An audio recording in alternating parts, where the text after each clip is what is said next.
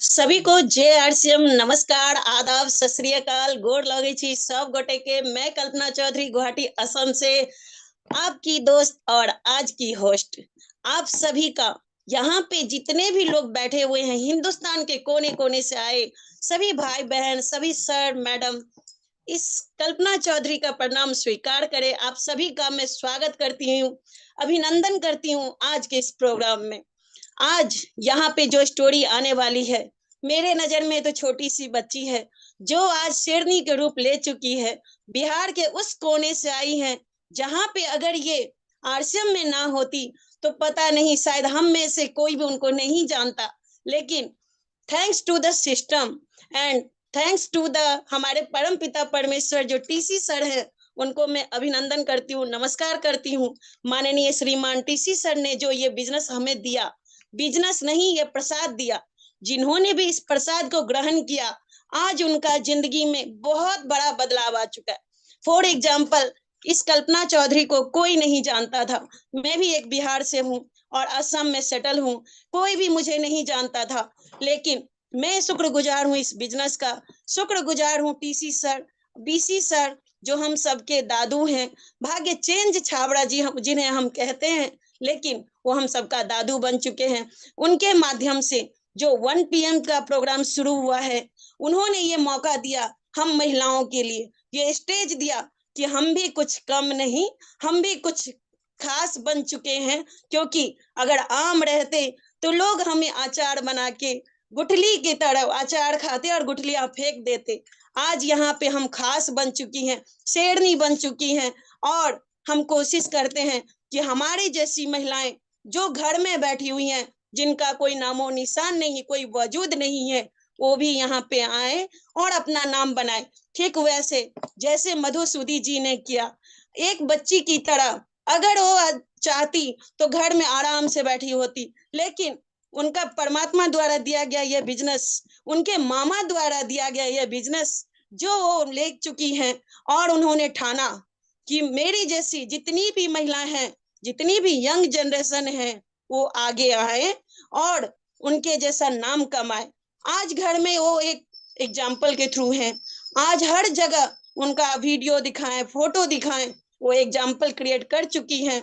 जितने भी young generation है मैं सबसे अनुरोध करूंगी, अगर जो भी यहाँ पे बैठे हैं ना, महिला हैं पुरुष हैं जो भी हैं, अपने अपने घर से यंग जनरेशन को निकालिए, इस मीटिंग में बैठाइए ताकि आज आपके घर में भी मधुसूदी जैसा कोई पैदा हो, ताकि आपका भी नाम वो गर्व से ऊंचा करे कि हाँ आपने उन्हें एक प्रसाद रूप आरसीएम दिया। बोलते हैं ना कि अगर बोलते हैं बुढ़ापा में अगर इज्जत से अपना जिंदगी बिताना है तो दो ही चीज चाहिए, एक है पैसा, दूसरा है सेहत। और हम यहाँ पे बिल्कुल सही प्लेटफॉर्म पे बैठे हुए हैं जो आरसीएम कर रहे हैं ना पैसे के लिए, जो आरसीएम हम कर रहे हैं सेहत के लिए। तो my dear friends, my dear sir and madam, ठीक प्लेटफॉर्म पे आप आ चुके हैं। पैसा भी देगा, सेहत भी देगा, मान देगा, सम्मान देगा, सबसे बड़ी बात पहचान देगा। तो दिल थाम के बैठेंगे। आज जिन बच्ची को मैं बुलाने जा रही हूँ काफी नजदीक से उनको जानती हूँ। पहला तो मैं बोल चुकी हूँ, मैं भी बिहार से, वो भी बिहार से। दूसरा 20 अगस्त को गामा का जो हंगामा हुआ था दिल्ली में, वहां पे मैं उनसे मिल चुकी हूँ। मतलब आप मिलेंगे ना उनसे, लगेगा नहीं कि ये बच्ची बाहर से है। मेरे नजर में रियली वो बच्ची ही है, लेकिन बच्ची बोल दी हूँ इसका मतलब ये मत समझना वो बच्ची है। वो जो एक आग है, एक शोला है, जिसको देखने के बाद आपके सीने में आग बन के ना उभरे, आपको वो मोटिवेट ना करे, आपको ऐसा ना लगे कि इस बच्ची नहीं, इस बच्ची ने तो कमाल कर डाला। जिस उम्र में लोग सोचते हैं कि करना क्या, उस उम्र में ये बच्ची पढ़ाई के साथ साथ इतनी औकात बना ली है कि ले सके किया। यानी जब तक हम सोचते रहते करना क्या करना क्या करना क्या, इस बच्ची ने औकात बना लिया, गाड़ी लेना है तो किया। जी हाँ, तो आपका मुस्कुराता हंसता खिलखिलाता चेहरे के बीच, आपका जोरदार एक्साइटमेंट के बीच, जानदार शानदार खतरनाक तालियों के बीच से स्वागत करना चाहूंगी मैं आज की शेरनी बिहार की शेरनी मधुसूदी जी को आइए मैम, और अपने जैसे मधुसूदी दूसरे के घर में पैदा कीजिए। ओवर टू यू एंड बहुत बहुत स्वागत है आपका। Welcome, welcome on the screen. Most welcome, most most welcome, welcome ma'am. Thank you, most welcome. Thank you so much, thank you so much. आप सभी के आशीर्वाद के कारण ही ये संभव हो पा रहा है। तो first of all thank you so much. सबसे पहले मैं तो बीसी सर का शुक्रिया अदा करूंगी कि सर ने मुझे ये प्लेटफॉर्म दिया जहाँ पे मैं अपनी बातचीत को रख पाऊं, जहाँ पे मैं वो सारी चीजें, जो चीजें मैंने इस बिजनेस में देखा है, वो सारी चीजों पे हम बात कर पाएंगे। एक बार कंफर्म कर दे, क्या मेरी वॉइस ऑडियो वीडियो आपके पास सही से जा रही है? यस मैम, वॉइस हाँ भी बिल्कुल क्लियर सही है है, और आप भी बिल्कुल बहुत सही अच्छे है। से आइए। Thank you so much, thank you so much. और आज थोड़ा सा मैं नर्वस थी कि इतने बड़े प्लेटफॉर्म पे ये टाइम मिला है, पर शुक्र है मुझ मेरे साथ बहुत सारे लोगों का आशीर्वाद है। और जितने लोग यहाँ पे जुड़े हुए हैं, जितने लोग जूम प्लेटफॉर्म पे हैं, यूट्यूब पे प्लेटफॉर्म पे हैं, आप सभी के आशीर्वाद के साथ में इस मीटिंग को आज मैं शुरुआत करना चाहूंगी, आज के इस वेबिनार को मैं शुरू करना चाहूंगी। और जो साथी मेरे से या तो हम उम्र हैं, चाहे आप लड़के हो लड़की हो, और जो मेरे से छोटे हैं, तो भाई लोग, ये जो वेबिनार है ये खासकर आपके लिए होने वाला है, क्योंकि आज दिल से दिल बात करेंगे और आप सभी के लिए करेंगे। तो स्टार्ट करते हैं। मेरा नाम मधुसूदी है, मैं फॉरबिसगंज अररिया बिहार से बिलोंग करती हूँ। वहां पे मैं एक लोअर मिडिल क्लास में जन्म ली। और मेरे जो फाइनेंशियल बैकग्राउंड की बात करूं, तो मेरे घर में एक छोटा सा किराना दुकान था जिसको मेरे मम्मी पापा चलाया करते थे। और अगर बात करूं अपने एजुकेशन की, तो फाइनेंशियल कंडीशन ऐसी थी कि 6th क्लास के बाद में हमारे पास इतने पैसे नहीं थे कि हम प्राइवेट स्कूल को कंटिन्यू कर सके। और 6th क्लास 5th क्लास के बाद ही, लगभग 6th क्लास से हमने सरकारी स्कूल में पढ़ाई की। मैं और मेरे भाई जब सरकारी स्कूल में गए, तभी मुझे रियलाइज हुआ कि पैसे में बड़ी ताकत होती है, क्योंकि पैसे के कारण ही मैं उस स्कूल में नहीं पढ़ पाई जिस स्कूल में मुझे पढ़ना चाहिए था, जिस स्कूल में पढ़ने का मेरा मन था। उस टाइम पे भले ही बच्चे को ज्यादा कुछ समझ में नहीं आता, पर इतना समझ में आया था कि पैसे में बड़ी ताकत होती है। और उस टाइम पे सभी अड़ोसी पड़ोसी रिश्तेदार घर वाले लोगों ने बस एक ही बात बोले कि मधु, पैसे कमाना बहुत इंपॉर्टेंट है, और अगर तुमको सच में पैसा कमाना है, अगर तुमको सच में इस वाली जिंदगी से निकलना है, तो तुम्हें अच्छे से पढ़ाई करनी होगी, एक अच्छा खासा नौकरी करना पड़ेगा, तब तुम इस दुनिया से, इस समझौते वाली जिंदगी से तुम निकल सकती हो। तो मुझे समझ में आ गया था कि पढ़ना होगा। और कहते हैं ना, जिस चीज पे आप फोकस करते हैं वो चीजें बड़ी हो जाती है, वो चीजें लार्ज हो जाती है। तो वैसा ही हुआ, पढ़ाई पे फोकस किया, एजुकेशन पे फोकस किया। भले ही सरकारी स्कूल में थी, पर स्कूल में हमेशा टॉपर में से एक रही। 10th में अच्छा किया, जिला स्तर पे मुझे सम्मान मिला। 12th में बिहार बोर्ड में टॉप 1% में आई। उसके बाद अलग अलग एग्जाम्स मैंने क्वालिफाई किए, जे मेंस क्वालिफाई किए, अलग अलग सेंट्रल यूनिवर्सिटी के एग्जाम्स क्वालिफाई किए। और उसमें से सबसे अच्छा कॉलेज जो मिल रहा था, वो मिल रहा था आइजर कोलकाता। वहां पे आके रिसर्च की पढ़ाई मैंने स्टार्ट की। चूंकि रैंक अच्छी थी तो स्कॉलरशिप मिल गई। और एक लोअर मिडिल क्लास की लड़की को अगर स्कॉलरशिप मिल जाए तो लगता है कि जिंदगी अब सेट है। तो मुझे भी ऐसा लग रहा था जिंदगी सेट है। ग्रेजुएशन करूंगी स्कॉलरशिप के माध्यम से, पोस्ट ग्रेजुएशन करूंगी स्कॉलरशिप के माध्यम से, और साथ में पीएचडी कर लूंगी, प्रोफेसर बन जाऊंगी, लाइफ पूरा सेट है, साइंटिस्ट बन जाऊंगी, पूरा का पूरा लाइफ सेट है। ऐसी मेरी मेरी मानसिकता हो गई थी, और मैं ठीक ठाक जिंदगी में को सोच रही थी किस तरीके से होगा। लेकिन तभी एंट्री होती है मेरे गुरु मोहन प्रसाद सर की, और वो आते हैं और वो समझाते हैं कि मधु, तुम्हारी जिंदगी में अगर तुम्हें अवसर मिला है, तो हमेशा ये कोशिश करो कि तुम अपने से बड़ा काम करो। और उन्होंने आरसीएम प्रोग्राम को दिखाने के लिए कटिहार से वेस्ट बंगाल आए थे, और कोलकाता में आके आरसीएम की एनिवर्सरी प्रोग्राम, जो 16वीं एनिवर्सरी प्रोग्राम हुई थी, वो मुझे दिखाए। उस प्रोग्राम में गई मैं नीचे बैठी हुई थी। उस प्रोग्राम के माहौल को मैं देखी, और माहौल को देखने के बाद वो लड़की जो कभी भी अपने स्कूल के टाइम पे, कॉलेज के टाइम पे, 12th के टाइम पे कभी भी स्टेज से नीचे नहीं रहती थी, हमेशा स्टेज से ऊपर रहती थी, और उस लड़की को स्टेज के नीचे रख दिया गया था। और उस दिन मुझे रियलाइज हुआ कि मधु, तू स्टेज के नीचे बैठने वाली लड़की नहीं है, तुझे कुछ करना है, ऐसा करना है कि हर स्टेज पे तुम्हारा नाम हो। और उस दिन मैंने डिसीजन लिया कि मैं आरसीएम को प्रोफेशनली करियर बनाऊंगी यहाँ पे। और उस दिन मेरा डिसीजन था, और उस माहौल से एक बहुत बड़ा डिसीजन हुआ। और उसके बाद से मैंने आरसीएम बिजनेस को सीखना स्टार्ट किया। सीखती गई, जिस चीज को सीखती थी इंप्लीमेंट करती गई, करते करते करते करते रॉयल्टी की पिन हासिल की। 2017 में रॉयल्टी की पिन मेरी आई, और 2017 में रॉयल्टी की पिन और वो जो सेलिब्रेशन हुआ दी रियल डायमंड डॉक्टर सुरेंद्र वस्त्र के द्वारा हुआ, और रॉयल्टी पिन के बाद और बड़ा मिशन हुआ और बड़ा जज्बा हुआ कि और बड़ा काम करना है, उसके बाद और अच्छे से काम की। एक सपना था कि कॉलेज खत्म होने से पहले पहले मैं अपना टेक्निकल का पिन करूंगी, और कॉलेज खत्म होने से पहले मैं अपना टेक्निकल का पिन की थी। उसके बाद मैंने पर्ल किया, स्टार पर्ल किया, और लॉकडाउन में स्टार पर्ल तक किया। उसके बाद फिर धीरे धीरे करते करते 2021 दिसंबर में मैं अपना पिन इमरोल्ड की। तो अभी इमरोल्ड के पोजीशन पे हूँ, रेगुलर 6 डिजिट में मेरी इनकम रहती है, और साथ में अभी मैं पीएचडी कर रही हूँ आइजर कोलकाता से, और अच्छी खासी स्कॉलरशिप मुझे मिलती है। तो ये मेरा छोटा सा परिचय था, और मैं बस इतना कहना चाहती हूँ कि भले ही आज मैं बोलूं कि मैंने ये किया, मैंने ये किया, मैंने ये किया, लेकिन मैं सच में बताती हूँ, हिंदुस्तान के किसी भी कोने में किसी भी एक लड़की को उठा लिया जाए और उसको आरसीएम सिस्टम में डाल दिया जाए, सही मार्गदर्शन में डाल दिया जाए, तो वो मधुसूदी आराम से बन सकती है। इसमें मेरी बिल्कुल भी ताकत नहीं है, ये हमारे आरसीएम सिस्टम की, हमारे टीसी सर की, हमारे कोर लीडर की और मेरी एलओएस की ताकत है। कोई भी लड़की इतना बड़ा काम कर सकती है, मैंने कुछ भी नहीं किया है। आगे की और बातचीत करने के लिए मैं पीपीटी के माध्यम से सारी की सारी बातचीत करूंगी, और पीपीटी को शेयर करती हूँ मैं। तो उम्मीद करती हूँ मेरी जो पीपीटी है वो आपके पास आ गई होगी, आपके पास यस मैम, विजिबल होगी। दिख रही थैंक है, यू एक सो बार मच। और जी जी सही है। Yes, thank you.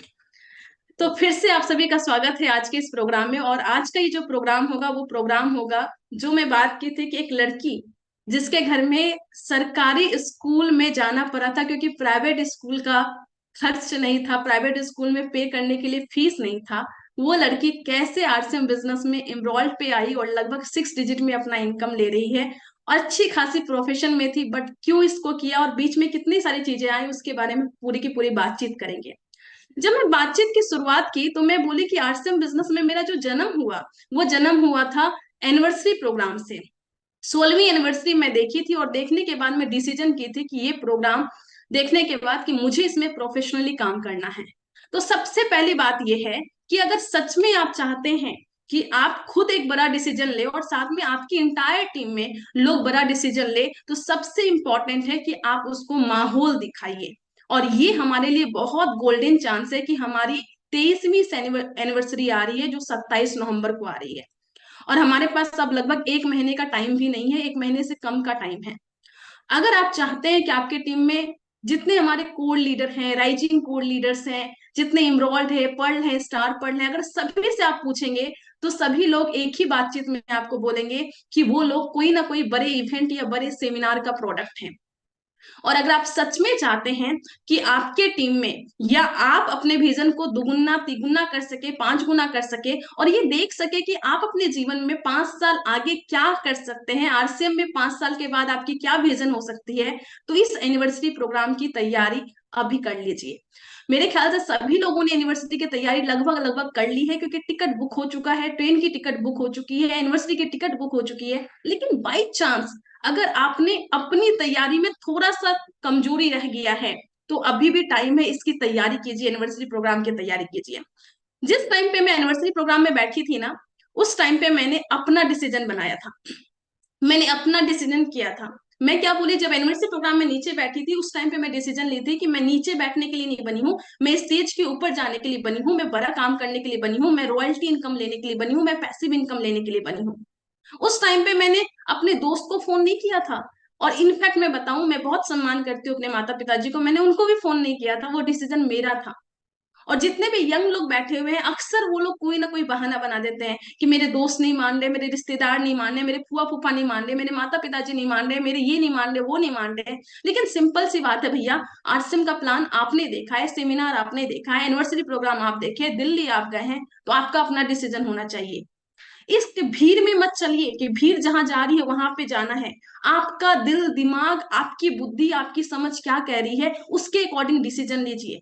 और आज अगर आप अपने अकॉर्डिंग डिसीजन नहीं लेंगे, तो कल आपकी जिंदगी में सफलता की जिम्मेवारी कोई और या असफलता की जिम्मेवारी कोई और लेने वाला नहीं है।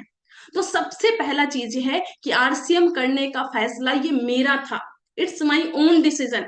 ये मेरा डिसीजन था कि मुझे आरसीएम करना है, ये मेरा डिसीजन था कि मुझे आरसीएम बिजनेस को सीखना है, ये मेरा डिसीजन था कि मुझे कॉलेज खत्म होने से पहले मुझे अपना टेक्निकल पिन करना है, कॉलेज खत्म होने से पहले मुझे 80,000 90,000 की इनकम चाहिए ही चाहिए। क्योंकि रुपये की इंपॉर्टेंस मुझे बचपन से देखा गया था।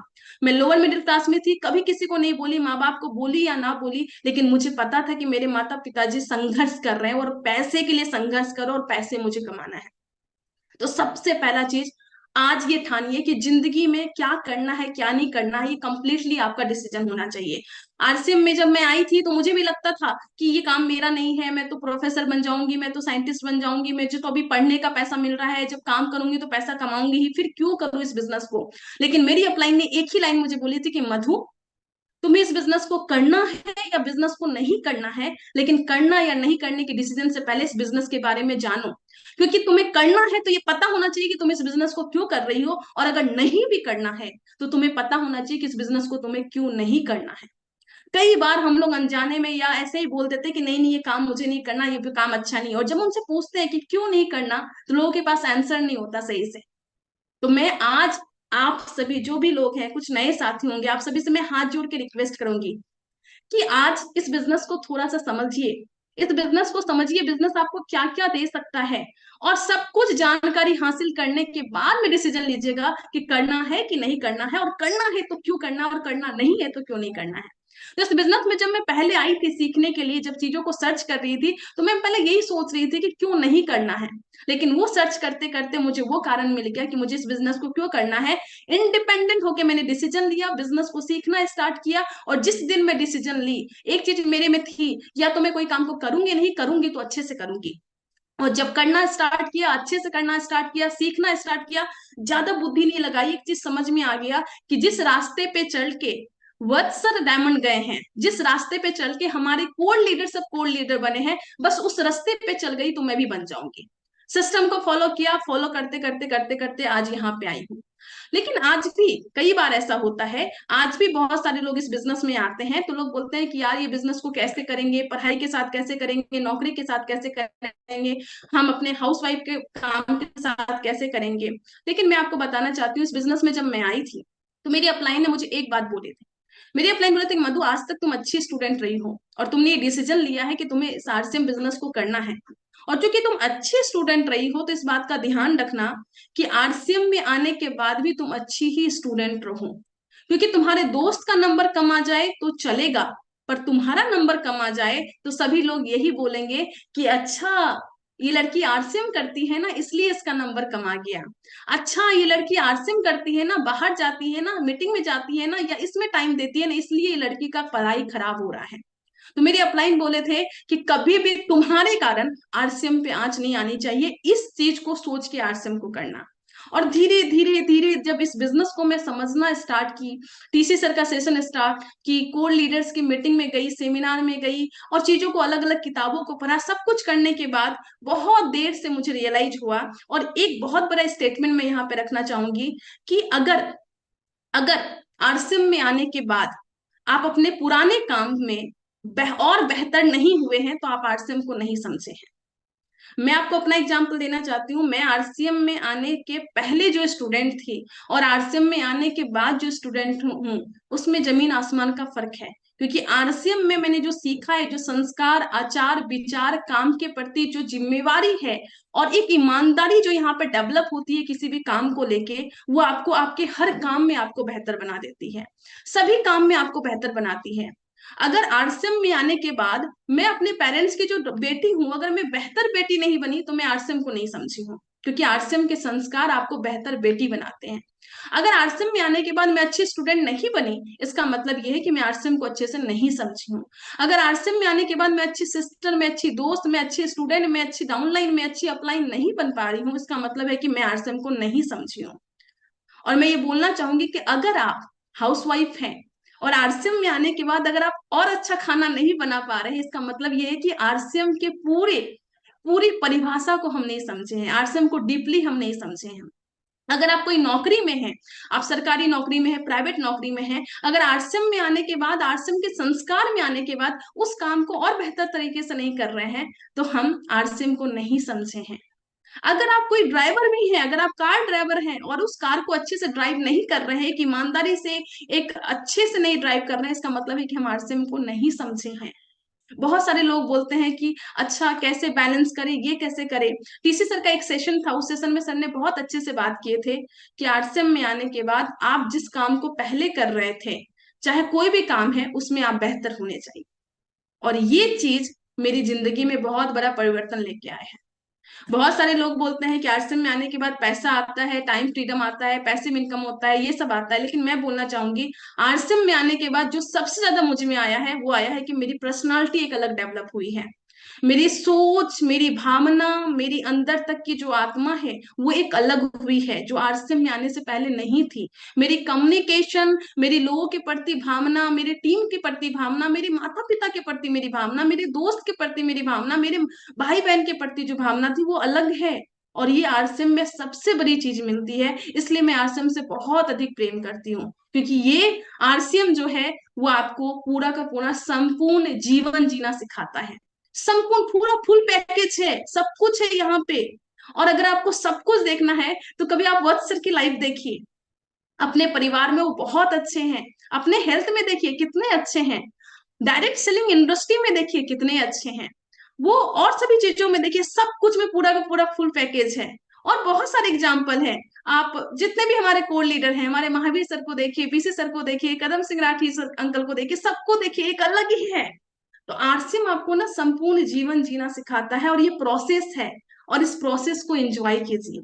मैंने इस प्रोसेस को एंजॉय किया है, ये जो लगभग 6-7 साल की मेरी जर्नी है, मैं बहुत एंजॉय की हूँ। और वो सबसे पहली बात मैं आपको बोलना चाहती हूँ कि प्लीज इस प्रोसेस को एंजॉय कीजिए। ये जो जीवन जीना सिखाता है, आपको हर काम में बेहतर बनाता है, आपको पूरा संपूर्ण विकास देता है, इस चीज को एंजॉय कीजिए, इस प्रोसेस को एंजॉय कीजिए। सतीश पंडित जी बोलते हैं कि इंसान तो रास्ते में ही बनता है, मंजिल पे जाके तो अलसाता है। तो ये हमारी जो रास्ता है, ये जो पाथ है, ये जो प्रोसेस है, ये हमें बहुत बेहतर बनाती है, इसको जस्ट एंजॉय कीजिए। आरसीएम संपूर्ण जीवन जीने का एक प्रोसेस है, उसको आप एंजॉय कीजिए। तो जब इस बिजनेस में मैं आई थी तो मुझे पैसे का समझ में आया था कि पैसे कमाने हैं, और इसके अलावा बहुत सारी चीजें मुझे मिली। लेकिन आज मैं जब बाहर जाती हूँ ना, तो मैं जब लोगों को प्लान दिखाती हूँ, मेरे से बड़े लोग होते हैं, अच्छी इनकम में होते हैं या ठीक ठाक इनकम में होते हैं, जब मैं उनको प्लान दिखाती हूँ तो बोलते हैं कि मुझे नहीं चाहिए बिजनेस। मैं बोलती हूँ क्यों नहीं चाहिए, तो उन बोलते हैं कि देखो मेरा जो था वो तो हो गया, अब बच्चे लोग पढ़े लिखेंगे, अपना सपना पूरा करेंगे।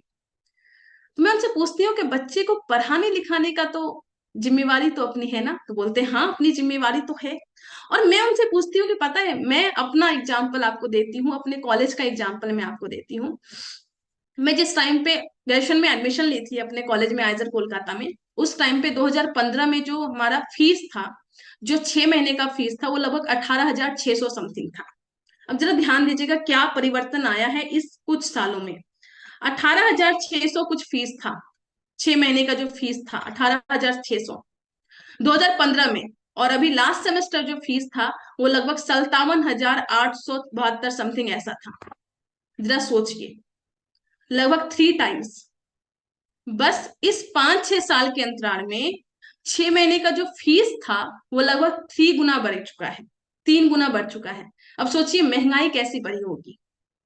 जब मैं ये बस फीस स्ट्रक्चर की बात करती हूँ, मैं मानती हूँ कि आप बहुत अच्छे फैमिली से हैं, मैं मानती हूँ कि आपके बच्चे बहुत अच्छे हैं, आपके बच्चे बहुत पढ़ने में अच्छे हैं, आपके बच्चे इतने अच्छे पढ़ने में हैं कि उन्होंने रिसर्च कॉलेज का एंट्रेंस क्वालिफाई कर लिया, रिसर्च कॉलेज का एग्जाम क्वालिफाई कर लिया, आईआईटी का एग्जाम क्वालिफाई कर लिया, एमबीबीएस उन्होंने एंट्रेंस एग्जाम क्वालिफाई कर लिया, एम्स में उसको जाना है, अलग अलग मेडिकल कॉलेज में जाना है। लेकिन सवाल ये है कि उसका फी जो स्ट्रक्चर है, वो स्ट्रक्चर के लायक क्या हमारे पास अभी इनकम है।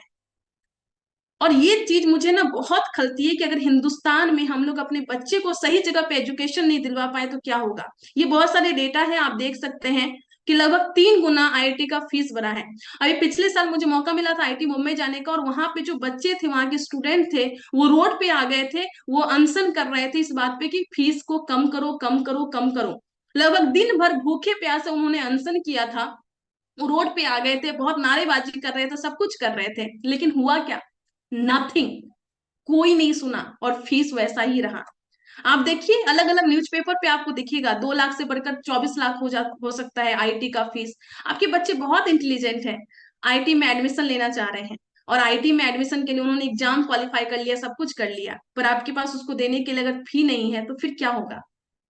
और कितने सारे नौजवानों के सपनों को मैं मरते देखी हूँ पैसे के कारण।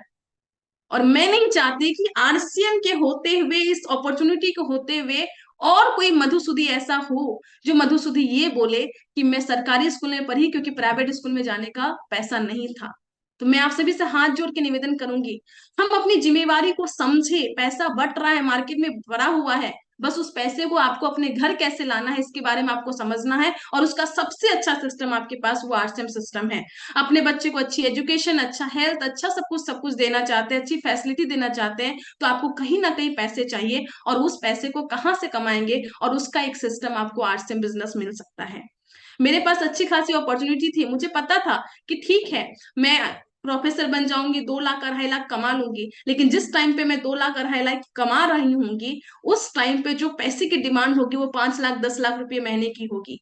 और जिस टाइम पे मैं 5 लाख कमाऊंगी, उस टाइम पे पैसे की डिमांड 10 लाख होगी। और वैसे भी अगर बात करूं तो उस पैसे को कमाने के लिए मुझे 10 to 5 लगभग घर से बाहर लग के, मम्मी से दूर रह के मुझे काम करना होगा। एक सवाल मुझसे किसी ने पूछा था कि मधु, तुम्हारी मम्मी ने तुमको अपने पेट में 9 महीने तक रखा था, तुम जॉब में चली जाओगी, क्या तुम अपनी मम्मी के पास 1 महीने रह के उसकी सेवा कर पाओगी। और ये चीज मुझे अपने अंदर तक झकझोर दिया था कि हम किसके लिए काम कर रहे हैं, हम किसके लिए पैसे कमा रहे हैं। हम नौकरी करके भले ही 2 लाख 3 लाख 5 लाख रुपया महीना कमा लेंगे, लेकिन बाई चांस मेरी मम्मी को, मेरे पिताजी को, मेरे भाई बहन को मेरी जरूरत होगी, मेरे परिवार को मेरी जरूरत होगी, तो मैं बोलूंगी कि मैं नहीं आ सकती क्योंकि मैं नौकरी में हूँ और मैं पैसे कमा रही हूँ। तो ऐसे पैसे कमा के क्या करेंगे। और ये सभी चीजें दिल में लगती थी और मुझे लगता था कि ना ना, 84 लाख योनियों के बाद में एक मानव जीवन मिला, एक इंसान बनी, और इंसान में भी सब कुछ मुझे ठीक ठाक मिला है भगवान की मदद दया से। मुझे सब कुछ है, आंख नाक कान सब कुछ ठीक है। ये सब कुछ ठीक होने के बावजूद भी, और ऐसे लोग जिनके आंख नहीं है, हाथ नहीं है, पैर नहीं है, वो लोग इतिहास रच रहे हैं, तो मैं क्या कर रही हूँ। और ये सभी चीजें अंदर तक, ये सब सवाल है। कभी आप अकेले कमरे में बैठिए और अपने से पूछिए, और ये सब सवाल आपको अंदर तक झकझोर देगा कि हम क्या कर रहे हैं। और ये सभी सवाल मुझे समझ में आया, मुझे लगा कि नहीं, जिंदगी को अलग तरीके से जीना है, और अलग तरीके से जीना है तो फिर मैंने आरसीएम करना स्टार्ट किया और पैसे कमाने के लिए काम करना स्टार्ट की। लेकिन सबसे पहले चीज थी, वो थी इस बिजनेस में अगर आप आए हैं तो आपको खुद को डेवलप करना होगा। अभी कुछ दिन पहले, कुछ महीने पहले महावीर सर का एक एलडीपी प्रोग्राम हुआ था, और सर बोले थे कि इस बिजनेस में करना क्या है, आपको आपको 2 चीजें सीखनी है बेसिकली। तो मैं सोची थी बस 2 चीजें सीखनी है, लोग तो बहुत सारी चीजें बोलते हैं, तो उन्होंने बोला था कि नहीं, 2 चीजें सीखनी है, पहला आरसीएम के प्रोडक्ट के बारे में और दूसरा लोगों के बारे में। क्योंकि ये बिजनेस लोगों का है, हमारा मेन प्रोडक्ट जो है लोगों का है। आप एक टीम बनाते हैं, टीम से टर्नओवर होता है, बिजनेस होता है, और उस बिजनेस से आप यहाँ पे पैसे कमाते हैं। तो आपको लोगों के बारे में सोचना है, लोगों के बारे में सीखना है। अब सोचिए, लोगों के बारे में सीखना है, और जब लोगों के बारे में सीखना है तो एक चीज मैंने सीखा है, और एक चीज सतीश पंडित जी की एक टेप है एडिफिकेशन, उसमें 8वें पॉइंट में वो बताते हैं कि हर एक व्यक्ति का बेसिक स्वभाव कभी भी शासन करने का नहीं होता है, बल्कि शासित होने का होता है। हर कोई चाहता है कि मुझे कोई गाइड करे, हर कोई चाहता है मेरा मार्गदर्शन करे, हर कोई चाहता है कि मुझे लोग रास्ता दिखाएं, लेकिन कैसे, अपने से योग्य व्यक्ति से, हमेशा। आज मैंने, जब मेरा यूएस का प्रोग्राम था, मैंने बहुत सारे लोगों से आशीर्वाद ली, बहुत सारे लोगों को पर्सनली फोन भी की, मैसेज की कि आपकी आशीर्वाद की आज मुझे जरूरत है। लेकिन मैं किनको मैसेज की हूँ, जो मेरे से योग्य थे, जो मेरे से बेहतर हैं, जो मेरे से ऊपर हैं। तो हर व्यक्ति शासित होना चाहता है, मैं खुद शासित होना चाहती हूँ, पर अपने से योग्य व्यक्ति के। अब जरा सोचिए, इस बिजनेस में आप आते हैं, आपका नेटवर्क बनता है, आपके नेटवर्क में बहुत सारे लोग आते हैं, और खासकर आज की जो बातचीत है, मैं ये यूथ से करना चाहती हूँ, जो यंग लड़के और लड़कियां हैं। आपकी उम्र 19 साल है, और 19 साल की उम्र में, 20 साल की उम्र में, एक बैंक के अधिकारी आपकी टीम में आते हैं, एक टीचर आपके आते हैं, एक हाउसवाइफ आते हैं जो आपकी मम्मी की उम्र के हैं, एक रिटायर्ड पर्सन जो आपके दादाजी की उम्र के हैं, वो आपके टीम में आते हैं। और वो सभी लोग आपके टीम में आते हैं, और वो सभी लोग आपको आपके अपलाइन क्यों मानेंगे, आपको अपने मार्गदर्शक क्यों मानेंगे, क्यों आपको बोलेंगे कि आप मुझे गाइड कीजिए कि मैं रॉयल्टी अचीवर कैसे बनूं। ये सब कुछ तब होगा जब आप उनसे बेहतर होंगे। और बेहतर का मतलब ये नहीं है कि हम उनसे एज में, पैसे में, एजुकेशन में नहीं, हम उनसे उस चीज में जो आरसीएम की डिमांड है। आरसीएम को करने के लिए जिन जिन क्वालिटी चाहिए, उन सभी क्वालिटी में हमें बेहतर बनना है। मैं पीएचडी कर रही हूँ अभी, जियो फिजिक्स में मैं हूँ। जियो फिजिक्स वाले सब्जेक्ट में भले ही मैं पीएचडी कर रही हूँ, पर वो पीएचडी मेरे आरसीएम में कोई काम नहीं आता। आरसीएम में करना तो मुझे वही 21 नियम है, 6 बेसिक, 8 कोर स्टेप, 7 कार्डिनल, और उसमें मुझे परिपूर्ण होना है और वो चीज अपने आप को डेवलप करना है। तो ये लोगों का बिजनेस है, और इस बिजनेस में जब मैं आई तो सबसे पहले मुझे समझ में आया कि मुझे खुद को डेवलप करना होगा, और मैंने अपनी मेहनत उस पर लगा दी। मुझे नहीं आता था आरसीएम का प्लान, मुझे नहीं पता था कुछ भी। एनिवर्सरी प्रोग्राम से आई थी, अपलाइन चले गए थे बिहार, फिर से मैं बोली कि सर बिजनेस करना है, कैसे करना होगा? सर बोले थे तुम आओ। मैं कोलकाता से 16 घंटे ट्रैवल करके अपने अपलाइन के पास गई थी, और उनके पास जाके बैठ के उन्होंने मुझे मार्केटिंग प्लान बताया था। उन्होंने मुझे 6 बेसिक, 8 कोर स्टेप, 7 कार्डिनल बताया था, और कुछ और जानकारियां उन्होंने दी थी। बोले थे मधु यही सब कुछ है, इस पे तुम्हें काम करना है। मैं बोली बस इतना सा करने से हो जाएगा? उन्होंने बोला था कि हाँ। और उस दिन मुझे रियलाइज हुआ था, एक चीज मैंने उस दिन डिसीजन लिया था कि मैं कोलकाता में रहती हूँ, मेरी जो अपलाइन है वो बिहार में रहती है, यानी कि मेरी अपलाइन वेस्ट बंगाल से नहीं आएगी प्लान दिखाने के लिए, वेस्ट बंगाल से नहीं आएगी होम मीटिंग करने के लिए, वेस्ट बंगाल से नहीं आएगी 16-16 घंटे ट्रेवल करके ट्रेन से, 16 घंटे बाय ट्रेन में बोल रही हूँ, ट्रेन से नहीं आएगी वो सब कुछ करने के लिए। उस दिन मुझे रियलाइज हो गया था कि इस बिजनेस को मुझे खुद से बिल्ड करना है। इस बिजनेस में जब आते हैं तो आपको बोला जाता है इंडिपेंडेंट बिजनेस ओनर, लेकिन बात यह है कि बोला तो जाता है, हम अपने नाम के आगे आईबीओ लगा तो देते हैं, पर मानते कितने लोग हैं इस बिजनेस में? मुझे लगता है कि मेरी स्पीड, मेरी कामयाबी का एक बहुत बड़ा राज ये था कि पहले दिन से मुझे समझ में आ गया था ये बिजनेस मेरा है, मुझे बिल्ड करना है, सब कुछ मुझे करना है। और उस दिन से होम मीटिंग हो, प्लान हो, 1-to-1 हो, सेमिनार हो, सब जगह सब कुछ मैंने खुद से किया। सीखती गई, करती गई, सीखती गई, करती गई, सीखती गई, करती गई, और करते करते करते करते करते करते आज एमरॉल की पोजीशन पे हूँ। आज बहुत सारे लोग बात करते हैं एआई एआई एआई एआई, और बहुत सारे लोग बोलते हैं एआई से जॉब चला जाएगा, ऐसा हो जाएगा, वैसा हो जाएगा, वैसा हो जाएगा। लेकिन मैं आपको एक स्टेटमेंट यहाँ पे देना चाहती हूँ। बहुत सारी डिस्कशन होती है, बहुत सारी चीजें होती है, मैं आपको बोलना चाहूंगी कि आप जिस एआई से डर रहे हैं ना, एआई आपकी जॉब नहीं लेगी। AI will not take your job, but rather people who know how to use AI will take your job. मतलब क्या है कि एआई कभी भी आपकी नौकरी नहीं छीनती है, लेकिन जो एआई को जानता है कि कैसे हमें उसको यूज करना है, वो जरूर छीन लेंगे। यहाँ पे मैं बोलना चाहूंगी कि आप एआई से डरिए मत, आप अपने आप को डेवलप कीजिए, आप एआई को सीखिए। मैं भी एआई सीख रही हूँ, मैं सीख रही हूँ कि कैसे काम करता है, मैं ये सीख रही हूँ कि इसको सीख के हम आरसिम को कैसे डेवलप कर सकते हैं। और यहाँ पे सबसे बड़ी चीज मैं बोलना चाहूंगी, समय के साथ बहुत सारे परिवर्तन होंगे, जो जो इस परिवर्तन के साथ अपने आप को ढालते जाएंगे, ढालते जाएंगे, ढालते जाएंगे, वो हमेशा शीर्ष मुकाम पे पहुंचते जाएंगे। हाँ, जॉब जाएगी, किनकी जॉब जाएगी? उनकी जो मीडियोकर है, जो बीच वाले हैं, जो एवरेज वाली जिंदगी को जी रहे हैं, उनकी जॉब जाएगी। तो अपने आप को एवरेज से ऊपर लेके आइए। जो भी चीजें आती है, जो भी टेक्नोलॉजी आती है, कंप्यूटर के आने से नौकरी नहीं गई थी, जिसने कंप्यूटर चलाना सीख लिया था उस व्यक्ति के कारण से नौकरी गई थी। तो एआई के कारण से जॉब नहीं जाएगी, एआई को जो यूज करना जान जाएगा उसके कारण से जॉब जाएगी। तो अपने आप को इस तरीके से डेवलप कीजिए कि आप एआई को सीखिए, कि ताकि आप अपने काम में और कैसे बेहतर हो सके। हम जितनी जल्दी परिवर्तन को स्वीकार करेंगे उतनी जल्दी आगे बढ़ेंगे। जो लोग अभी नेटवर्क मार्केटिंग को नहीं समझते हैं, नेटवर्क मार्केटिंग में सोचते हैं कि यार ये काम कैसा है, नहीं है, मतलब वो तय समय के अनुसार अपने आप को परिवर्तन नहीं कर रहे हैं, इसलिए वो पीछे छूट रहे हैं। तो एआई को सीखिए, इसको यूटिलाइज कीजिए, और देखिए कि आपके बिजनेस को कितना वो बिल्ड कर सकता है। अब बात करते हैं कि ये सब बात तो ठीक है, लेकिन इस बिजनेस में करना क्या है। मैं आपको बार बार एक चीज बोलना चाहूंगी, इस बिजनेस में और सबसे बड़ा मोटिवेशन अगर किसी चीज को है, वो ये है कि आपको अच्छा खाना चाहिए, अच्छा कपड़ा चाहिए, अच्छा एजुकेशन चाहिए, अच्छा हेल्थ चाहिए, सब कुछ चाहिए। तो ये सब कुछ के लिए कहीं ना कहीं आपको पैसा चाहिए। हम लोग दिक्कत क्या करते हैं, आरसीएम बिजनेस में आते हैं और आरसीएम बिजनेस में आके हमें समझ ही नहीं आता कि हमें करना क्या है। लेकिन जो यूथ है, जो यंग लोग हैं, मैं आप लोगों को बोलना चाहूंगी कि हमें ये समझना होगा कि हमें करना क्या है। हमें सबसे पहले चीज चाहिए, जिस टाइम पे मैं एनिवर्सरी प्रोग्राम में बैठी थी और बैठने के बाद में मैंने सोची थी कि मुझे इस बिजनेस में रॉयल्टी इनकम चाहिए, वो मेरा गोल बन गया था। और उस टाइम पे जो रॉयल्टी इनकम में इनकम आती थी वो 20,000 की आती थी, और मेरा गोल बन गया था कि मुझे 20,000 की इनकम चाहिए। और मैं अपने अपलाइन को फोन करके बोली थी कि सर 20,000 की इनकम कैसे कमाना, ये बताइए। लेकिन दिक्कत ये है कि हमें आरसीएम बिजनेस में आज के यूथ ज्वाइन करते हो, उन्हें पता ही नहीं, उनका गोल ही सेटिंग नहीं होता है कि हमें कब तक 20,000 की इनकम लेनी है। और ये 20,000 की इनकम बहुत क्रिटिकल इनकम है। ये इनकम वो है जो आपकी बाउंड्री को पार करता है, जो आपको बहुत आगे तक लेके जा सकता है। जितनी जल्दी आप 20,000 की इनकम तक पहुंचते हैं, इसका मतलब ये है कि 20,000 की इनकम मैं मानती हूँ कि आरसीएम करना आप सीख जाते हैं। मैं एक चार्ट यहाँ पे आपको दिखा रही हूँ। हम जो भी लोग हैं ना, आप इस तरीके से अपने आप को सोचिए कि मैं आऊं और आने के बाद 1 साल के अंदर मुझे 20,000 की इनकम चाहिए, 20-25,000 की, मतलब कि 1 साल के अंदर आप डिसीजन लीजिए कि आप स्टार पिन अपना कीजिए। आप अपना स्टार का पिन कीजिए। और मेरी अपलाइन हमेशा बोलते हैं कि आरसीएम सिस्टम में दो तरह के लोग होते हैं। एक होते हैं जो पिन अचीवर होते हैं, और एक होते हैं जो लीडर होते हैं। पिन अचीवर वो होते हैं जो एक टीम पे काम करते हैं, और लीडर वो होते हैं जो अपने दोनों टीम पे काम करते हैं।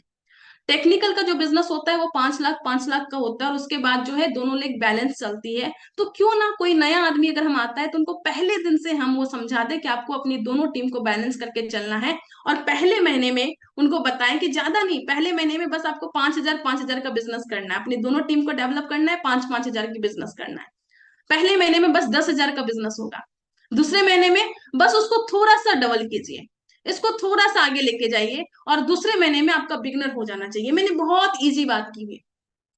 लेकिन होता क्या है, इस बिजनेस में हम लोग आते हैं, ज्वाइन करते हैं, 3-3 महीने तक अपना बिगनर का पिन नहीं निकाल पाते हैं। तो यानी कि हम बहुत स्लो चल रहे हैं। फिर उसके बाद उस बिजनेस को थोड़ा सा और आगे बढ़ाइए, 30,000 पे लेके आइए, फिर 40,000 पे लेके आइए, 55,000 पे लेके आइए, और 6 महीने होते होते आप अपना ओपनर क्वालिफाई कीजिए। यानी कि कंपनी के टर्नओवर में हिस्सेदारी लेने वाले बन गए आप पहले 6 महीने में। और पहले 6 महीने तक आपने बिजनेस को ठीक ठाक तरीके से सीख लिया, कैसे प्लान देते हैं, कैसे प्रोडक्ट प्रेजेंटेशन करते हैं, प्रोडक्ट का डेमो कैसे करते हैं। जब एसपी वर्मा सर का वेबिनार हुआ था ना, तो उन्होंने बहुत अच्छे से दिखाया था कि हम प्रोडक्ट को कैसे डेमो करें, कैसे किट बनाए, किस तरीके से क्या करें। आप ये 6 महीने में सब कुछ सीख जाइए, फॉलोअप करना, सब कुछ करना। अब इसके बाद से आप अपने बिजनेस में छोटा छोटा डुप्लीकेशन करवाना स्टार्ट कीजिए। किसी को बिगनर, किसी को स्टार्टर, किसी को ओपनर करवाना स्टार्ट कीजिए। और इस तरीके से फिर 95,000, 1,20,000, और यहाँ से आपके बिजनेस में थोड़ी थोड़ी कंपाउंडिंग आना स्टार्ट हो जाएगी। और कंपाउंडिंग आते आते आते 12वें महीने में आप अपना स्टार का पिन कर लीजिए, 3.5 लाख का बिजनेस आप कर लीजिए। और जब आपका दोनों लोग इस तरीके से लगभग मेंटेन मेंटेन चलेगा, तो आपकी इनकम भी अच्छी आएगी, आपका बिजनेस भी स्टेबल रहेगा, आप एक लीडर भी बन जाएंगे, और साथ में जल्दी से जल्दी आप 8% रॉयल्टी पे आ जाएंगे, जल्दी से जल्दी टेक्निकल पे आ जाएंगे, और जल्दी से जल्दी आप इस बिजनेस में वो सारी पोजीशन को आप हासिल करेंगे जो सारी पोजीशन के लिए आप इस बिजनेस में आए हैं। लेकिन मुझे बहुत दुख होता है ये देख के कि बहुत सारे लोग ऐसे हैं जो 2 साल, 3 साल, 4 साल तक भी अपना स्टार का पिन क्वालिफाई नहीं करते। और पता है क्यों नहीं करते? क्योंकि वो कॉपी पेन पे ड्रॉ नहीं करते हैं। मैं ना मैं अपनी एजुकेशन से एक चीज बहुत अच्छा लेके आई आरसीएम बिजनेस में, वो थी लिखने की कला। मैं अपने कॉलेज में जब मेरा ग्रेजुएशन हुआ था ना, तो मुझे एक अवार्ड मिला था बेस्ट नोट बनाने का। नोट्स मैं बहुत अच्छा बनाती हूँ, अपने मुंह से तारीफ करती हूँ, पर मुझे नोट्स बनाना बहुत पसंद है, लिखना बहुत पसंद है मुझे। इस बिजनेस में मैं जिस दिन से पहले दिन से आई, 10,000 के बिजनेस से लेके आज मेरा टर्नओवर 50 लाख का होता है। पर महीने 50 लाख का टर्नओवर मैं पूरा पेज पे नीचे से ऊपर तक पूरा ड्रॉ कर देती हूँ। जो जितना अच्छा ड्रॉ करते हैं वो उतना अच्छा बिजनेस को धरातल पे लेके आते हैं।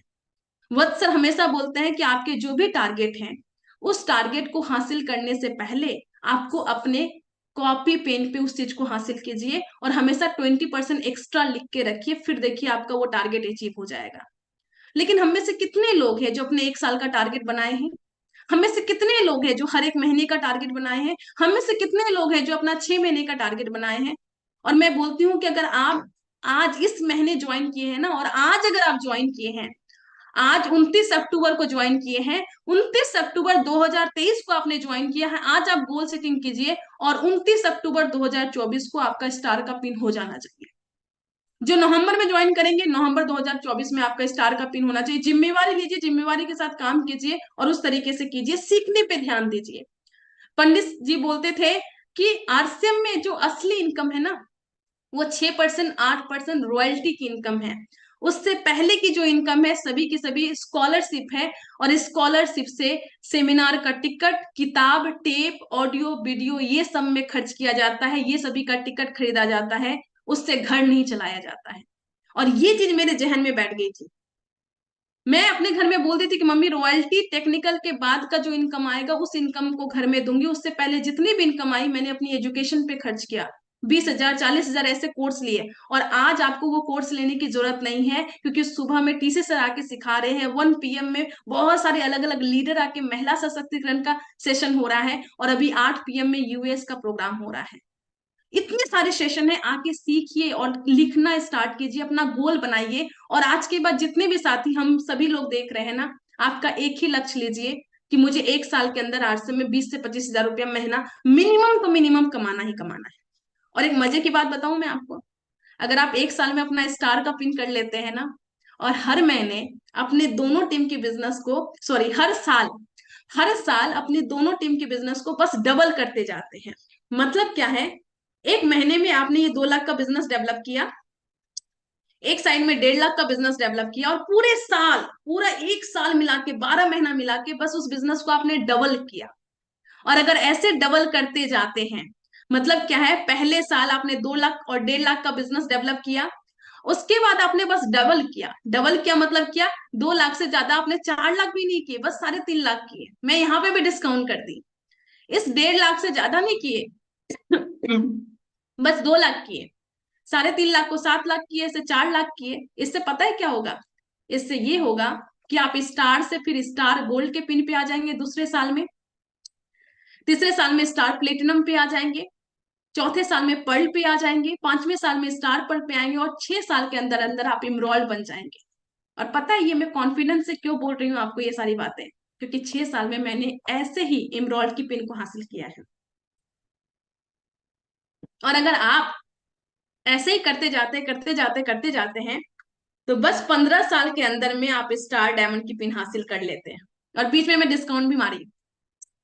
अब बहुत सारे लोग बोलेंगे कि ऐसा थोड़ी होता है, ठीक है, मैं पूरा नहीं बोल सकती, पर यहां तक तो मैं बोल सकती हूँ, क्योंकि यहां तक मैंने किया है। कितना आसान है बिजनेस को करना, पूरे के पूरे साल में आपको बिजनेस को डबल करना है, पूरे साल में। कितना आसान है, कितना इजी है। लेकिन दिक्कत क्या है, हम इस चीज को लिखते नहीं है। जिस दिन हम लिखने लगेंगे उस दिन हम बहुत बड़ा करने लगेंगे। उम्मीद करती हूँ यहाँ तक बातें समझ में आई होगी। और इस बिजनेस को आगे बढ़ाने के लिए 2 चीजें बहुत इंपॉर्टेंट है। अगर कोई व्यक्ति इस बिजनेस में आते हैं और ये 2 चीज लगातार लगातार करते हैं, तो आप बिजनेस में बहुत आगे जा सकते हैं। फर्स्ट वन, अपनी डेप्थ को हैंडल कीजिए। कहते हैं जिस वृक्ष के जड़ जो है जितना अच्छा रहते हैं उसकी तना उतनी अच्छी होती है। दूसरा होता है स्टार्टअप, और ये दोनों में बैलेंस बनाइए। बस लोगों को लाते गए तब भी ये बिजनेस नहीं चलेगा, और डेप्थ हैंडल नहीं किए तब भी बिजनेस नहीं चलेगा। जितनी अच्छे से इन दोनों चीजों को हम हैंडल करेंगे, उतनी जल्दी से अपने बिजनेस में ताकत से हम खड़े रहेंगे, उतनी जल्दी से हम अच्छा करेंगे। 1 मिनट।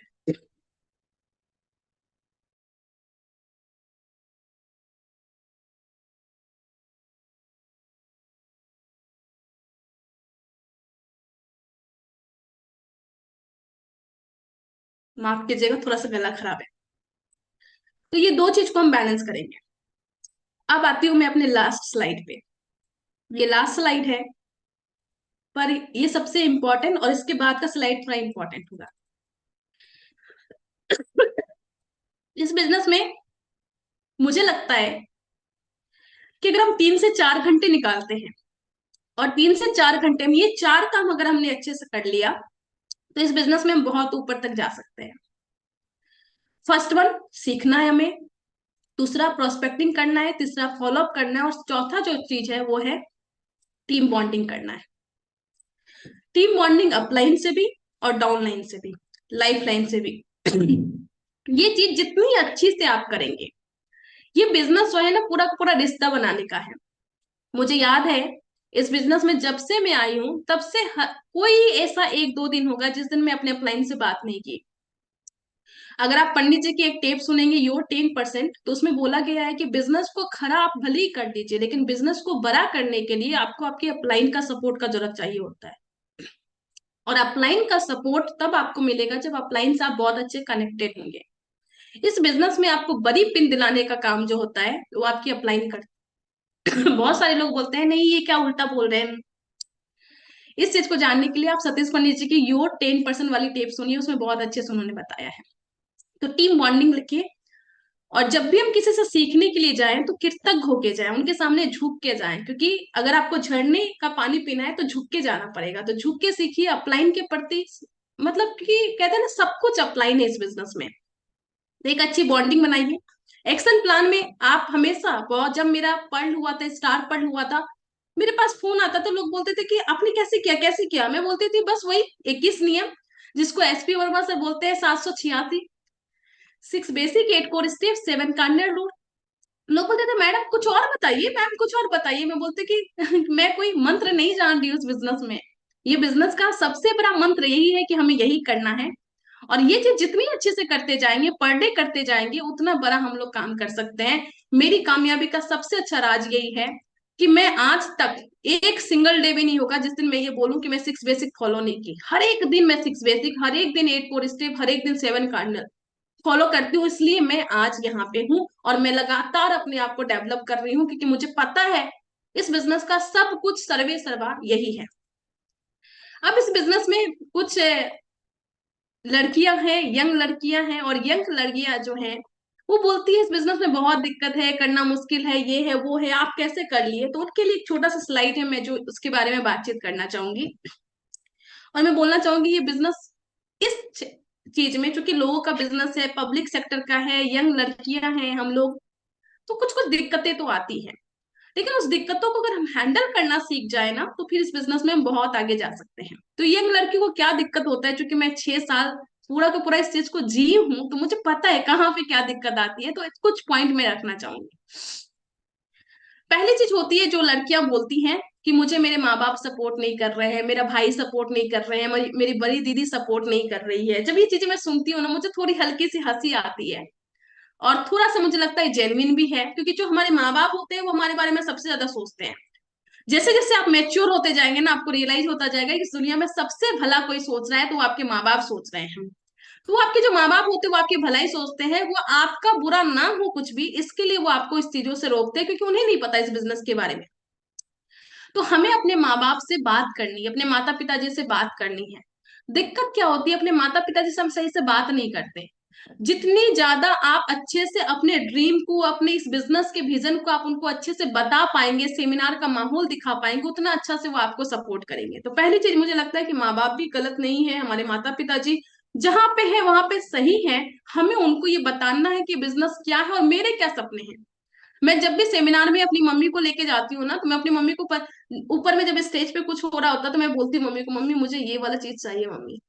जब सुजीत सर का सफायर का सेलिब्रेशन हुआ था, एक बहुत बड़ा सा ट्रॉफी मिला था, और वो ट्रॉफी लेके ऐसा था कि एक बस सुजीत सर उठा नहीं पा रहे थे, दो लोग उनको सपोर्ट करे थे उठाने के लिए, और मैं उसको देख के मम्मी को बोली थी कि मम्मी मुझे ये चाहिए मम्मी मुझे। तो मेरी मम्मी को क्या लगा कि हाँ मधु का सपना है, मधु जाना चाहती है वहां पे, मधु वो काम करना चाहती है। तो मम्मी को लगा कि हाँ ये लड़की सीरियस है अपने ड्रीम के प्रति, तो मम्मी ने भी अपनी ताकत लगा दी, मेरे पापा ने अपनी ताकत लगा दी, मेरे भाई बहन ने अपनी ताकत लगा दी। लेकिन क्या मैं वो चीज कम्युनिकेट की कि नहीं की, इम्पोर्टेंट है। और दूसरी तरफ मैं ये बोलना चाहूंगी कि हम में से बहुत सारे लोग बोलते हैं कि मेरे माँ बाप नहीं मान रहे, ये नहीं मान रहे, वो नहीं मान रहे हैं। मैं ऐसी ऐसी फैमिली को देखी हूँ जो कि 15,000 की इनकम होती है पूरी फैमिली की, और वो अपने माँ बाप को 20,000 के मोबाइल के लिए मना लेते हैं। आजकल के टाइम पे 20,000 की इनकम होती है फैमिली की, और 70,000 के लैपटॉप के लिए मना लेते हैं। और आज के हिंदुस्तान में जहां पे हम बहुत ज्यादा इस चीज को रिस्ट्रिक्ट करते हैं, आप अपने माता पिता को लव मैरिज के लिए मना पा रहे हो, मोबाइल के लिए मना पा रहे हो, लैपटॉप के लिए मना पा रहे हैं, आरसम के लिए बस नहीं मना पा रहे हैं, अपनी कामयाबी के लिए बस नहीं मना पा रहे हैं। इसका मतलब ये है कि हम नहीं करना चाह रहे, खोट अपने में है। ये चीज देखिए, अगर हम जिद पे आ जाए ना, तो बड़ी से बड़ी चीजों को हम मना सकते हैं। फिर अपने माता पिताजी मेरे माँ बाप है भाई, बचपन से उनके साथ रही हूँ, मैं क्यों नहीं मना सकती हूँ उनको। सवाल अपने पे उठाइए, आपको मनाना है, और ये कम्युनिकेट कीजिए। हो सकता है 1 महीने, 2 महीने, 3 महीने, 4 महीने लगेंगे, लेकिन जिस जिस दिन आपके माता पिताजी को ये एहसास हो जाएगा कि ये बिजनेस में मेरी बेटी का, मेरा बेटे का फ्यूचर है, और वो सीरियस है और यहाँ पे अच्छा काम करना चाहते हैं, तो वो एक दिन आपसे ज्यादा मेहनत करेंगे। मैं आपको बताना चाहती हूँ, मैं 1 घंटे अगर ट्रेवल करती हूँ ना, करती थी आरसीएम का सामान लाने के लिए, तो मेरी मम्मी 3 घंटे ट्रेवल करती थी, फॉरबिसगंज से लेके कटिहार जाती थी, और आरसीएम का सामान लेके आती थी, पीयूसी चलाती थी। मैं 1 घंटे का संघर्ष करती थी, मेरी मम्मी 3 घंटे का संघर्ष करती थी इस बिजनेस में। जिस दिन उनको रियलाइज हुआ कि उसकी बेटी का फ्यूचर है यहाँ पे, तो लेकिन वो रियलाइज आपको करवाना पड़ेगा, वो एहसास आपको करवाना पड़ेगा। तो एहसास करवाइए, बात कीजिए ना। आप 10 बार बोलेंगे ना तो आपके माता पिताजी 2 बार जरूर आपसे बात करेंगे और समस्या सॉर्ट आउट हो जाएगा। तो फैमिली का सपोर्ट लीजिए, चाहे वो फैमिली हो चाहे अपलाइन हो। मुझे लगता है कि वो सपोर्ट करते नहीं, हमें सपोर्ट लेना होता है, तो सपोर्ट को लीजिए। दूसरा, जब हम आउट ऑफ स्टेशन काम करने के बारे में सोचते हैं तो बहुत सारी लड़कियां बोलती है कैसे जाएं, ट्रेवल कैसे करें, क्या करें नहीं करें। तो मैं एक चीज बोलना चाहूंगी कि मैं आपको बताना चाहती हूँ, आउट ऑफ स्टेशन वर्क करने के लिए कुछ चीजों का ध्यान रखना पड़ता है, वो रखिए। ट्रैवलिंग में सेफ जोन में जाइए, पब्लिक ट्रांसपोर्ट का यूज कीजिए, ट्रेन का यूज कीजिए। ट्रेन में आईआरसीटीसी ने एक अलग प्रबंध कर रखा है। जब लड़कियां ट्रेवल करती है ना तो फैमिली के साथ उनको दिया जाता है। जब लड़कियां ट्रेवल करती है ना तो उनको जो पुलिस होती है, जो गार्ड होती है वहां पे, उनको स्पेशल बताया जाता है कि इस जगह पे लड़कियां ट्रेवल कर रही है, आपको निगरानी रख रही है। इतना सारा सपोर्ट है, फिर भी हम डरते हैं। आप देखिए कहाँ पे जा रहे हैं, किनके पास जा रहे हैं, वो सारी चीजों को देख के फैमिली का सपोर्ट लीजिए और ट्रैवल कीजिए। और मुझे लगता है कि कॉन्फिडेंस के साथ में जब आप ट्रैवल करती है ना तो कोई आपका कुछ भी नहीं बिगाड़ सकता। तो अपने आप को उस तरीके से कीजिए।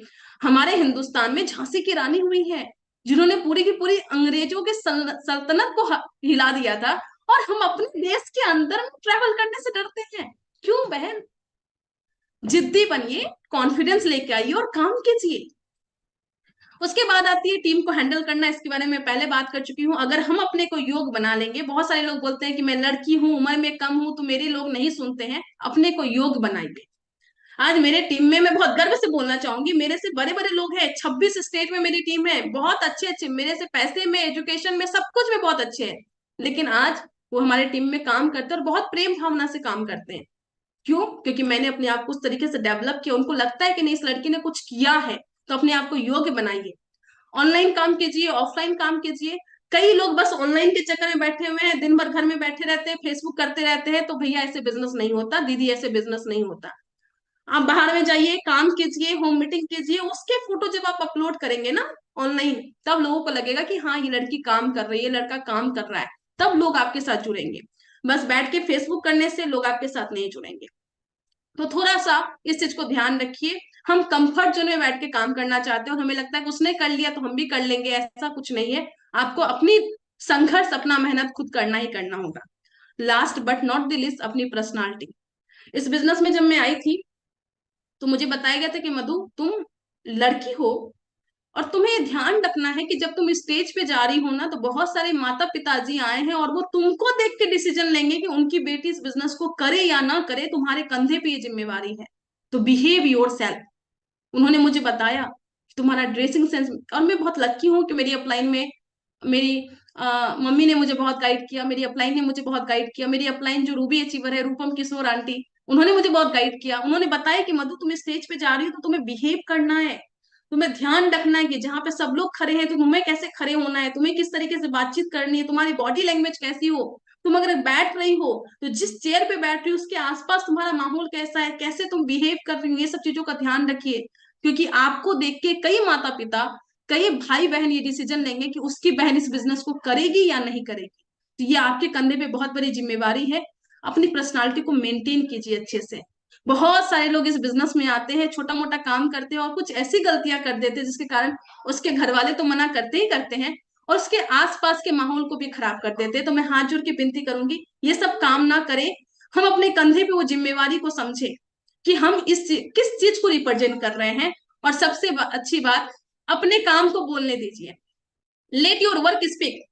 अपने काम काम में इतने धुरंधर हो जाइए, इतने अच्छे हो जाइए कि आपके काम को देखकर लोग खुद से आपके साथ आए, जुड़े और आपके साथ बोले कि बताओ कैसे, आरसीएम में क्या है जो तुम इतनी बदल गई हो, तुम क्या है जो तुम यहाँ से यहाँ तक पहुंच गई हो, मुझे आरसीएम बिजनेस करना है, प्लान दिखाओ। ये वाली चीजें हो, इसके लिए अपने आप पे काम कीजिए, आपके काम को बोलने दीजिए। अक्सर मेरे दोस्त मुझसे पूछते हैं कि मतलब तुम किस दिन सबसे ज्यादा खुश होती हो, किस दिन सबसे ज्यादा खुश होती हो।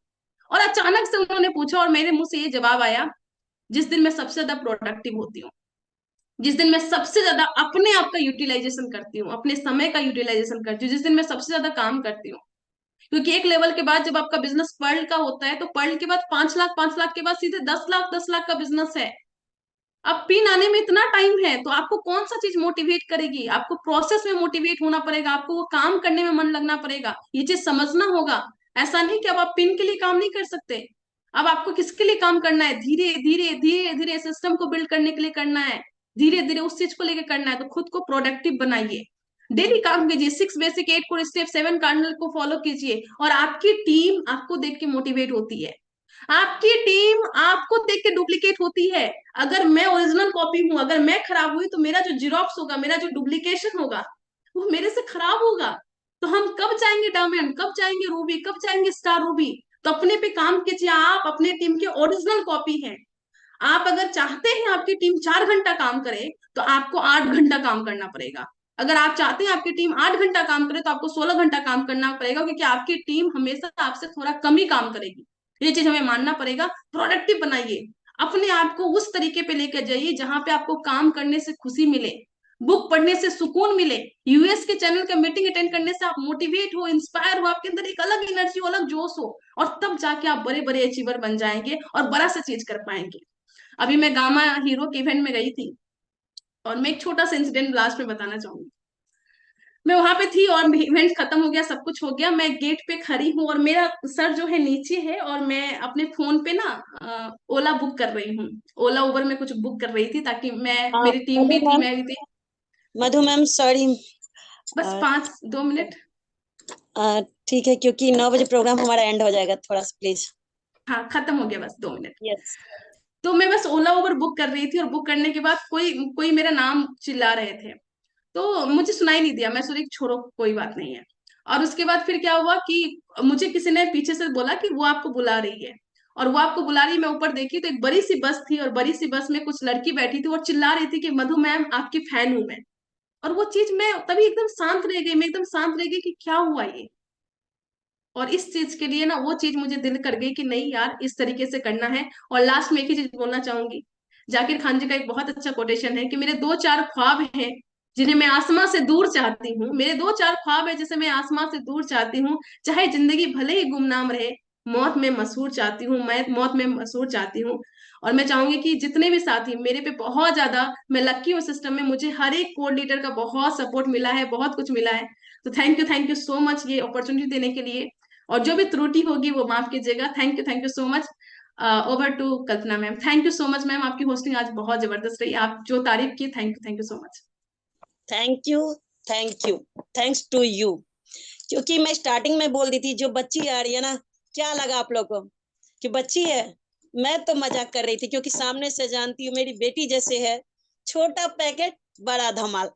अगर आप लोगों को आज का प्रोग्राम से, मुझे नहीं लगता कि आज भी कोई भी पॉइंट ऐसा रहा हो जो हम कभी भूल सकते हैं। सपने में भी आप देखेंगे ना, मधु बिटिया नजर आएगी, उनका कहा हुआ एक एक बात आपको नजर आएगा।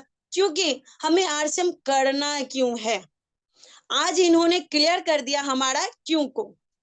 सबसे पहले जो उन्होंने क्या बताया कि फीस देने का पैसा नहीं था, लेकिन आज वो डिसीजन मेकर बनी, और 6 डिजिट में वो इनकम ले रही है। क्या करके? बस थोड़ा सा सीख के, थोड़ा सा अपने आप को चेंज करके। क्योंकि इन्होंने बहुत सारे पॉइंट को आज रखा, पर्सनालिटी डेवलपमेंट कैसे करें, कैसे सीखने पे फोकस करें, क्या करके आज वो इस मुकाम पे हैं, जो आज हम हमारे घर में जितने भी यंग जनरेशन है ना, वो चाहते हैं इनके जैसे बनने। तो बहुत बहुत धन्यवाद मैम, आप इसी तरह से आते रहें, और आज के युग का जो भी जनरेशन है उनको गाइड करते रहें। मैं ज्यादा कुछ नहीं बोलूंगी आज, क्योंकि टाइम नहीं है। थोड़ा बहुत 1-2 रिव्यू लेंगे, उसके बाद हमारा प्रोग्राम का समापन होगा। तो मैं आप में से जो भी सबसे पहले मैं यहाँ पे देख रही हूँ चंदना चौधरी मैम को, उनको मैं अनम्यूट का ऑप्शन देती हूँ। मैम आइए, आपका रिव्यू जानना चाहते हैं।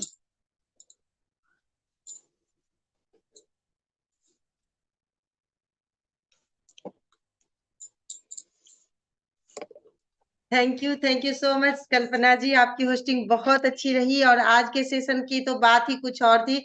जैसा कि शुरू से ही देखी मैं, हाउसफुल सेशन था, तो प्रत्यक्ष को प्रमाण की जरूरत नहीं होती है। बहुत ही बहुत शानदार सेशन रहा।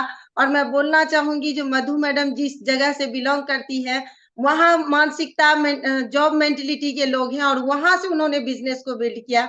तो thank you so much madam, आपका बहुत ही शानदार रहा सेशन। और उसमें से एक बात मुझे बहुत ही अच्छी लगी, उसको मैं जरूर से आप लोगों के बीच में शेयर करना चाहूंगी। जो उन्होंने जो बोला, जो अगर आप आरसीएम में आने के बाद अपने पुराने काम में बेहतर नहीं हुए तो आप आरसीएम को नहीं समझ पाए।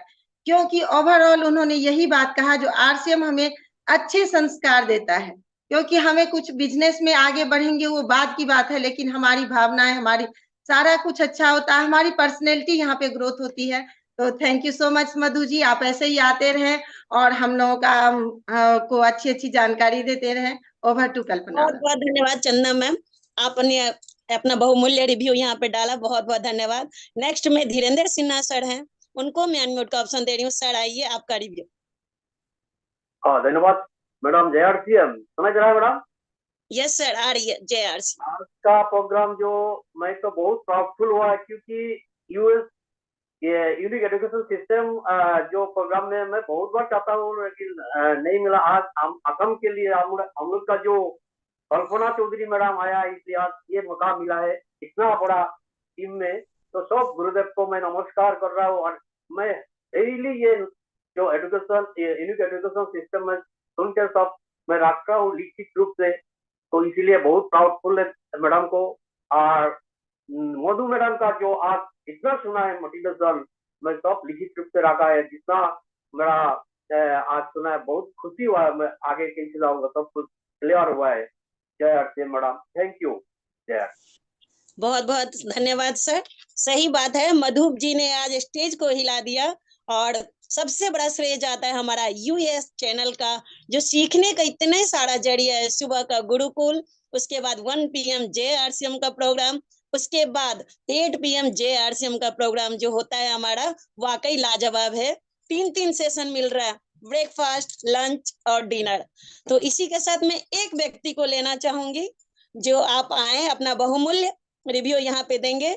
उसके बाद मैं सबसे माफी मांगना चाहूंगी, क्योंकि टाइम नहीं है। कल फिर से आइए, अपना अपना हैंड राइज कीजिए, कल फिर मौका दिया जाएगा।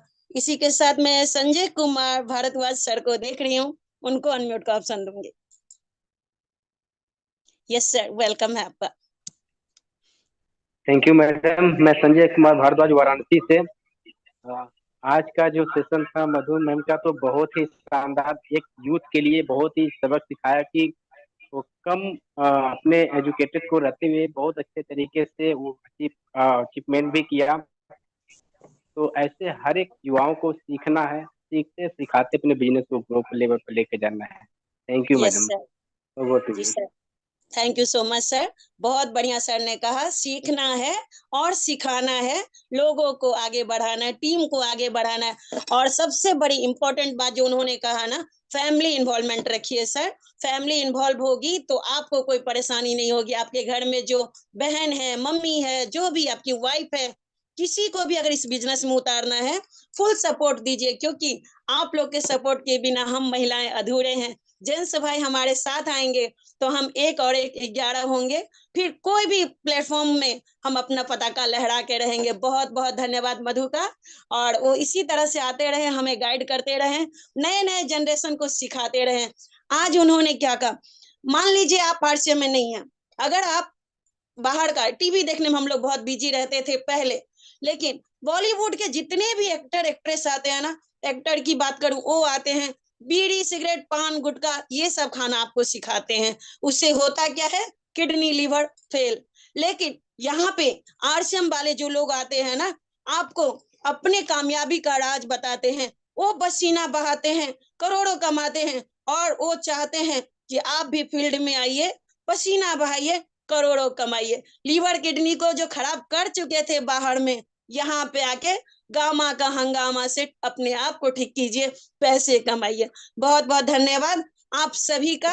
और मैं हाथ जोड़ के निवेदन करती हूँ, रिक्वेस्ट करती हूँ, अनुग्रह करती हूँ, कल इसी टाइम में ठीक 8 PM JRCM में आप लोग का स्वागत रहेगा।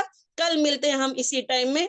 तब तक के लिए सबको नमस्कार। JRCM मिलते हैं कल ठीक इसी टाइम पे। Thank you so much.